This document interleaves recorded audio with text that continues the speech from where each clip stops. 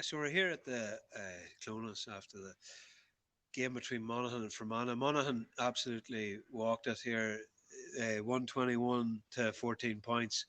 And I suppose in examining where it went wrong or where it went right, Monaghan had it just too easy. And I just looked through the Fermanagh lineup here.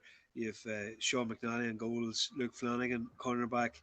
Uh, you know, you further up the field here, you had Stephen McGullion, who's pretty relatively new. Declan Bogue came on as a sub.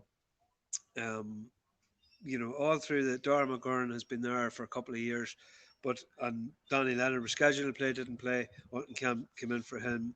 Tiernan Bogue was replaced to start for Kim McManus. But really, I suppose the story of the game was that if you want to be doing anything now in the Ulster Championship, it's not so much about experience, but COVID has not been kind to the weaker counties because there's a lack of continuity. And if you're bringing through players away from Anna have been with like Josh Largo Ellis was playing here, Luke Flanagan, Sean McNally, all of them were Hogan Cup winners a couple of years ago, and they're all very young. And Steve McGullion, while he mightn't be as young as them, he still hasn't played an awful lot of games. I mean, in a normal season, you might get 5 McKenna Cup games and 7 league games heading into the championship, and players aren't getting that right now, and that's shown for Down last week and for Mana this week. So there's 10 points in it today, 16 points in it last week, and you've got to start asking the question: at what point does the argument to retain provincial championships work anymore in football? Because what we saw in Killarney with Clare and Kerry, what what we've seen throughout in Markovich Park last weekend between Sligo and Mayo is the gaps between the haves and have-nots are just becoming so vast that teams who are developing, they haven't the opportunity to even develop because they haven't enough games. Now that's not to take away from Monaghan because they probably were well aware that Fermanagh would come here playing extremely defensive, and Fermanagh had two sweepers that James McMahon laying deep, and Luke Flanagan was also given a free roll. But what Monaghan did then to beat that was run clever lines, put balls together, give short hand passes when someone's coming off the shoulder, and draw two defenders towards them. So they kept getting in behind and behind. And while it's easy enough to you can defend against six forwards and two midfielders coming at you, Monaghan just committed more and more and more bodies to it. And Conor Boyle for me was the outstanding figure in the game.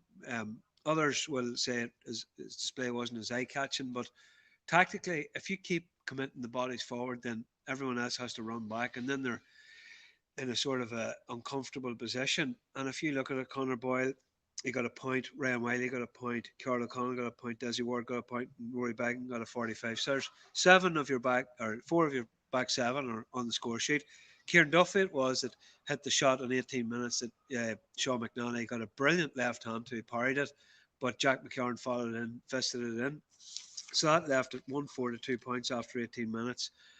And really, Monaghan didn't have to exert themselves whatsoever after that. They just kept Fermanagh at arm's length, and Fermanagh just weren't capable of causing them any problems. Now, there could have been some case to be made for a possible penalty shout on the half hour out, and Cam was going through and goal he was pulled back. Uh, Before, just after the break, Owen Donnelly had a ball that was played into him, and he got round the first man. He was taken down then by Killian Lavelle, and the letter of the law that should be a black card and a penalty if it's inside the 21. But Barry Cassidy had a curious afternoon here. At one point, then even at the end, Killian Lavelle was. I'm not a doctor, but he looked to be a bit groggy, and Monaghan were trying to take him off, and they took him off. And then Barry Cassidy shouted over at the bench that he needed to do the assessment himself. So Monaghan people actually ran back down the tunnel towards him, grabbed him, and put him back on the field. And as I say, I'm not medically qualified, but he didn't look too good. And it wasn't that I'm just a voice in the wilderness here. A lot of people around me were saying this was a strange decision to make when you're 10 points up and you're coasting, and it's the 74th minute. But for all that, Monaghan will be concerned, uh, not whatsoever about what this game took out, because they actually learned nothing about themselves really, because they weren't tested.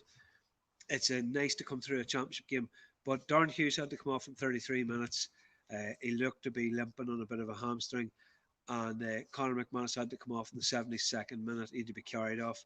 Um, I perhaps the Conor McManus could have been taken off sooner than that, knowing what's ahead of him. But that's what they will be concerned about. Those going into a possible semi final against the winners of Antrim and Armagh, and that's about the height of it.